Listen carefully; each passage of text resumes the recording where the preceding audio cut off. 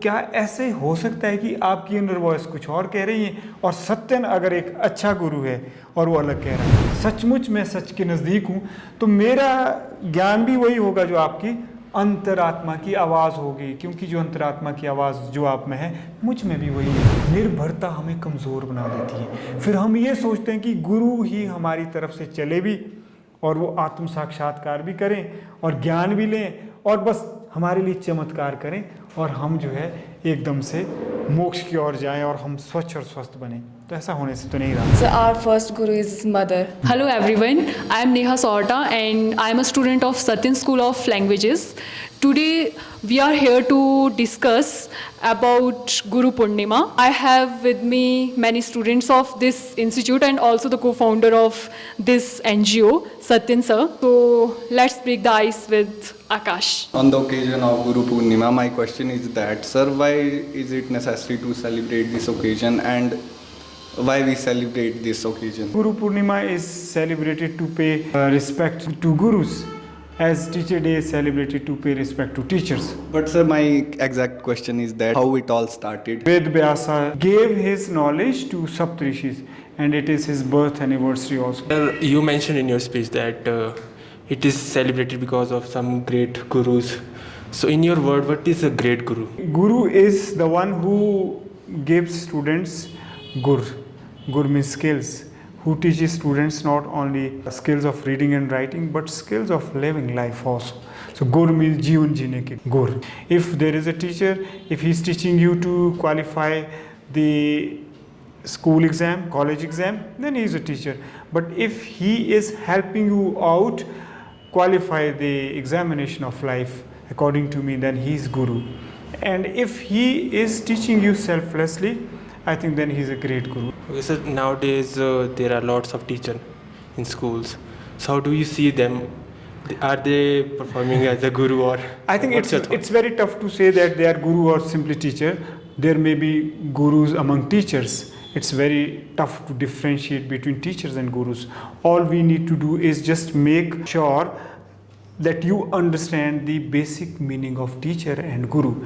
Guru means, I'm telling you, which gives you gyan of not only bookish knowledge but knowledge about life, maybe knowledge about what we cannot see. Okay, sir, have you found any guru? When I was a student, I think I did not find any guru, fortunately or unfortunately, but there may be gurus whom I was not aware of. Most of the things we did by rote. It was simply cram roting or cram learning. So at times I felt out of place with the system of education and I craved for somebody who could help me exploit my potential to the full. But I had teachers whom I respect today, whom I respect as my gurus. Thank you. Sir, my question is that what makes a teacher a guru? A very good question you've asked.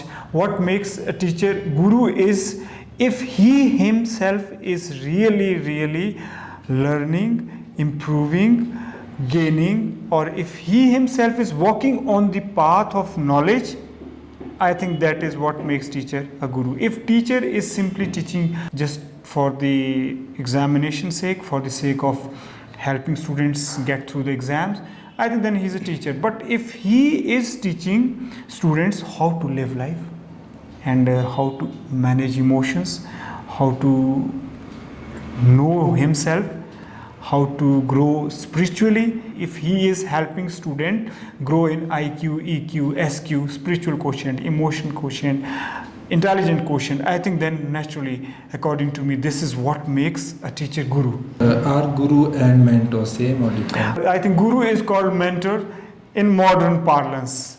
In modern language, mentor we call mentor instead of guru. I think they are one and the same thing, because if you go to a person who is teaching you how to do carpentry or how to do a particular skilled work, your teacher is your guru also, because there is possibility that if you attain perfection in doing that, there is possibility that you might start the journey of self-realization. There is possibility that you might turn inwards there is possibility that you will start knowing what is lying inside you. Sir, how can we find a guru? I think best way is just be true to yourself. If you are true to yourself, you have faith, you have swachhta, you have purity inside you, and you have practiced basic things like, as we teach here, intrapersonal skill. Intrapersonal skill means know your worth, take care of your self-esteem, make sure that you do not harm others and you don't compromise with your self-respect. There are certain things, if you practice those things, I'm sure Guru will find you. You need not find Guru, according to me. India is a land of spirituality.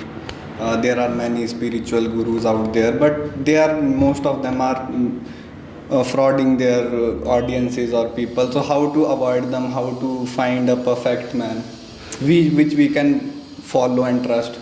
If you have access to your inner voice, it will be guiding force.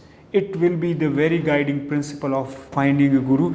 But that should be voice, inner voice, not voice of your mind. Our inner voice can misguide us, but we at that point of time we want a mentor who guide through this phase. There is possibility, but if you are true to yourself, again I am telling, I have seen this in my case, if you have patrata, if you deserve, you won't even realize when Guru finds you.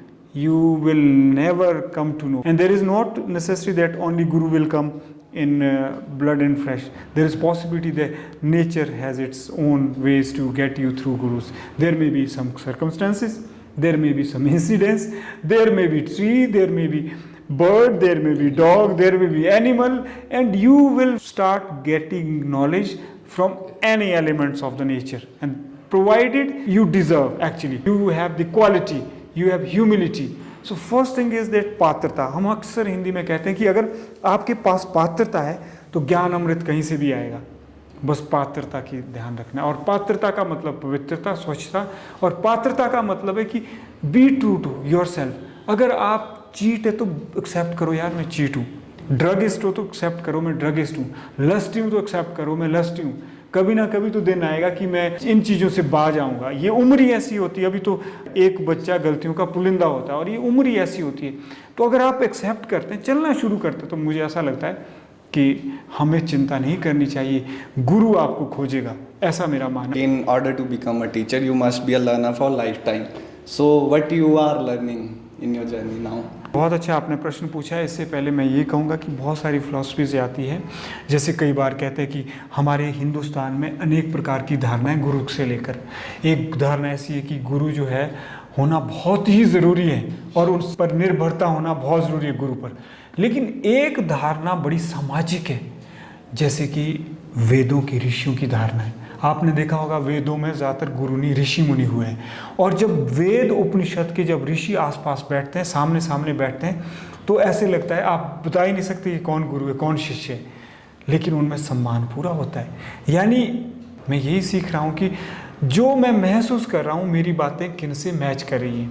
यानी मैंने क्या किया है, मैं बहुत सारी चीज़ें महसूस कर रहा हूँ और मैं ये देख रहा हूँ कि जो मैंने महसूस किया है एक गुरु होने के नाते, क्या वो पुष्ट हो रही है, उनकी पुष्टि हो रही है, प्रमाणिकता कहाँ कहाँ हो रही है. तो मैं वो किताबें पढ़ता हूँ और जब वो किताबें पढ़ के मुझे पुष्टि होती है तो लगता है कि कहीं ना कहीं जो हमारे गुरु होने के मायने सामाजिक होने चाहिए. और सामाजिक होने का मतलब यही है कि मैं आप लोगों की इंडिपेंडेंस को, स्वतंत्रता का सम्मान करूं और आपको इतना क्षमतावान बनाऊं, आप में वो क्षमता विकसित करूं जिससे आप स्वतंत्र बने. आप मेरे ऊपर निर्भर ना रहें, लेकिन मेरे से जुड़े रहें, प्रेम भाव रहे, ताकि जो ज्ञान मैंने आपको दिया वो ज्ञान आप समाज में दें. तो जो मैं सीख रहा हूँ, मैं यही सीख रहा हूँ कि जब मेरे पास कोई विद्यार्थी आते हैं, उनके जीवन से बहुत कुछ सीखने को मिलता है. क्योंकि मैं बाहर तो नहीं जा सकता हूँ. ये एंट्रेंस की तैयारी कर रही, मुझे नहीं पता कैसे एंट्रेंस की तैयारी करता. तो मैं कहीं ना कहीं इनसे कुछ ना कुछ ज़रूर सीखता हूँ. चेतना है, चेतना कुछ भी मुझे नहीं सिखा रही, फिर भी मुझे सिखा रही है. तो कहने का मतलब है गुरु और शिष्य की परंपरा में मुझे ऐसा लगता है कि मेरे विचार से मेरे लिए एक जो शिष्य है, मेरे लिए तभी शिष्य है अगर वो मेरे लिए गुरु है. तो आप बताओ, अगर मेरे ऐसे विचार है तो क्या फिर भी मुझे बताने की ज़रूरत है कि मैं क्या सीख रहा हूँगा? क्योंकि कोई भी बच्चा आ रहा है, सबसे ज़रूरी है कि मैं उससे ये सीख रहा हूँ कि मैंने इस उम्र में ज्ञान की गहरी गहरी बातें नहीं की और ये मेरे से ज्ञान ले रही हैं और मैं तो हैरान हूँ, तो मेरे लिए तो प्रेरणा स्रोत है, मेरे लिए तो पूजनीय है, वंदनीय है, गुरु है। तो आप बताओ कि क्यों ना मैं ज़िंदगी भर सीखता Guru रहूँ? can be anyone. जी बिल्कुल। Sir, my question was just last question that Please. if we are on the path of self-realization and our inner voice is guiding us on the right path through the difficult situation, right. so do we still need a guru or we should just keep listening to our inner voice? बहुत अच्छा इन्होंने प्रश्न पूछा। अगर मान लीजिए inner voice भी सुन रही है और गुरु फिर भी चाहिए, क्योंकि वो इनर वॉइस आपकी गुरु होगी और जब आपकी इनर वॉइस गुरु होगी तो आपको कहीं भी जो गुरु नज़र आएंगे उनमें गुरुत्व भाव नज़र आएगा। तो जब मान लीजिए आपने इनर वॉइस सुन ली है, आप यहाँ भी आए हैं, तो क्या ऐसे हो सकता है कि आपकी इनर वॉइस कुछ और कह रही है और सत्यन अगर एक अच्छा गुरु है और वो अलग कह रहा है, ऐसा? You actually explained it that truth is always the same. Yes, वो जो अंत में जो है सच जो है, अगर सचमुच मैं सच के नज़दीक हूँ तो मेरा ज्ञान भी वही होगा जो आपकी अंतरात्मा की आवाज़ होगी, क्योंकि जो अंतरात्मा की आवाज़ जो आप में है मुझ में भी वही है। आज के संदर्भ में अधिकतर हम निर्भर बन जाते हैं, निर्भरता हमें कमज़ोर बना देती है। फिर हम ये सोचते हैं कि गुरु ही हमारी तरफ से चले भी और वो आत्म साक्षात्कार भी करें और ज्ञान भी लें और बस हमारे लिए चमत्कार करें और हम जो है एकदम से मोक्ष की ओर जाएं और हम स्वच्छ और स्वस्थ बने। तो ऐसा होने से तो नहीं रहा। Sir, according to me, sir, our first guru is his mother. So what do you think about this? जी बिल्कुल, क्योंकि देखिए अगर आप सांस्कृतिक दृष्टि से देखें तो माँ हमें सबसे पहले चलना सिखाती है, बोलना सिखाती है। सबसे पहले माँ बहुत कुछ बिना बताए ही सिखा देती है। तो सबसे पहले माँ ही गुरु होती हैं। और जो हम कहते हैं कि नहीं गुरु तो वो है जो भगवान वाला ज्ञान दे, उनके अपने मायने हो सकते हैं, लेकिन मुझे लगता है कि अगर वास्तव में किसी ने सच्चा गुरु बनाया है और वो वास्तविक गुरु है और वास्तविक सत्य की ओर ले जा रहा है, तो मुझे लगता है वो सबसे पहले माँ के चरणों में नतमस्तक होगा।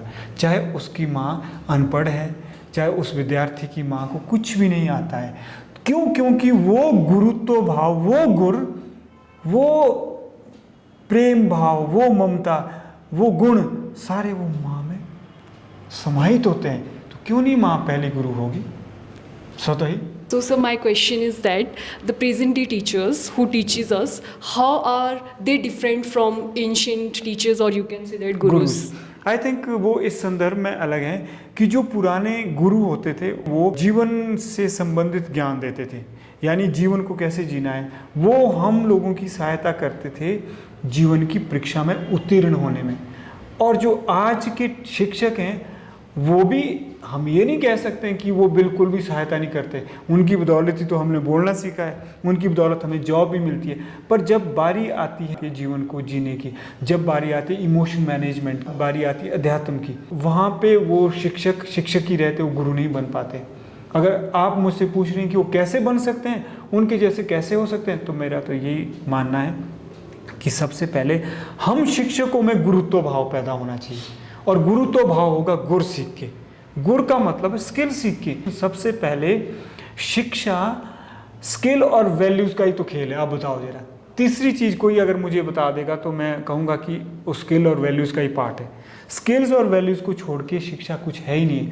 तो अगर स्किल मतलब गुर, अगर शिक्षक गुर सिखाने शुरू कर दे, बोलने के गुर, लिखने के गुर, पढ़ने के गुर, उसके साथ साथ जीवन जीने के गुर, तो मुझे लगता है कि वो कहीं ना कहीं शिक्षक गुरु बनना शुरू हो जाएंगे। वो शिक्षक वही गुरु कहलाएंगे। But sir, this time is totally different from ancient Naturally, time. because we have our social obligation, कहीं ना कहीं राजनीतिक, कहीं ना कहीं सामाजिक व्यवस्थाएं तो एकदम से अलग हैं। Hopefully with the help of you guys कि हम समाज को, हम देश को, हम दुनिया को ये बताएं कि हमारा देश विश्व गुरु रहा है और अब भी हो सकता है, क्यों नहीं हो सकता है। वाइंड अप करने से पहले मैं आपसे ये जानना चाहूँगा कि क्या आज हम गुरु पूर्णिमा के शुभ अवसर पर ऐसा प्रण ले सकते हैं कि हम गुर सीखेंगे और आगे भी गुर सिखाएंगे। बेशक हम टीचर नहीं हैं, गुर सीखेंगे और गुर का मतलब है मूल्य सीखेंगे। वैल्यू सीखेंगे, स्किल सीखेंगे, ज़्यादा नहीं तो एक व्यक्ति को ज़रूर आगे बताएंगे। तो क्या आज हम ऐसा प्रण ले सकते हैं? I've read somewhere there are two teachers to a man. One is pain, other one is suffering. But you should also have a mentor to guide you through your struggling phase of life. And I will take a word from this platform that I will be a good person, and if I am able to help people, I would definitely help. And I'm not into teaching, but if I will have an opportunity to help other, I will definitely do so. On the occasion of Guru Purnima, I will say that we need Guru in our life to guide us through darkness. And as myself, I will teach others if I get the chance to teach that how life works and other things. And I also love teaching, so I also take pledge that I will guide others in their life as a teacher. So to be a guru or to teach someone, it's not necessary that we should just go into the teaching profession. We can do it otherwise. Right now that just for instance I am in some profession and I can still teach someone values or still guide them into the right path. So I take pledge that I'll guide others on the right path and teach someone something valuable that will help them in their life.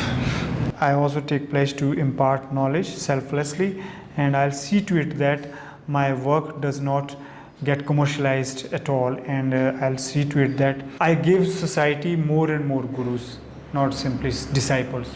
मैं ये pledge लेती हूँ कि जब कभी मैं teacher बनूँगी तो मैं अपने स्टूडेंट्स को अच्छे पाथ पे ले जाने की कोशिश करूँगी, चाहे वो किसी भी वे में हो।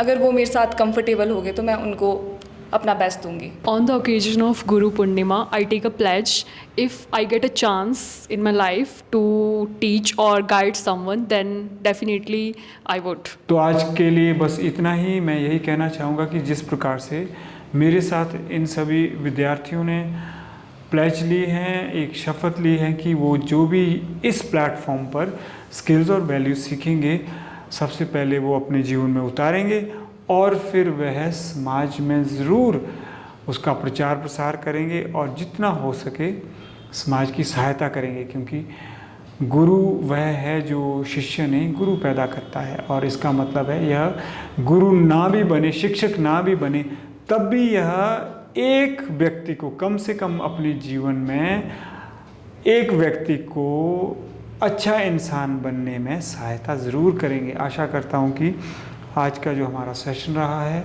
द्विभाषी सेशन था, बाइलिंगुअल था, आपको पसंद आया हो। हमारे साथ बने रहने के लिए बहुत बहुत धन्यवाद। जय हिंद, जय भारत, जय विश्व।